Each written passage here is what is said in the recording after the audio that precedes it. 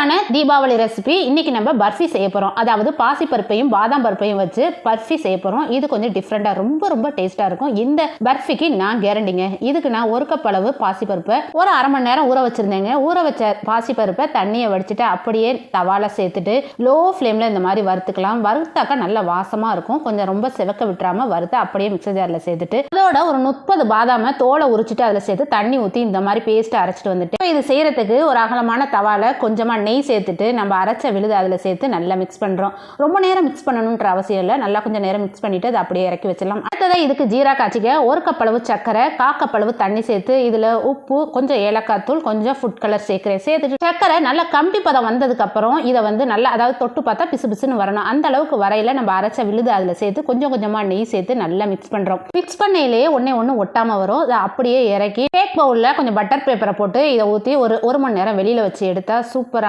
Barfi ready ஆயிடுச்சுங்க. ஒரு கம்பி பதம் கண்டிப்பாக வரணும். அந்த ஸ்டேஜில் மாவை சேருங்க. உங்களுக்கு சூப்பரான ரொம்ப டேஸ்டான பர்ஃபி ரெடி ஆயிரும். ட்ரை பண்ணி பார்த்துட்டு எப்படி இருக்குன்னு கமெண்ட்ஸில் சொல்லுங்கள்.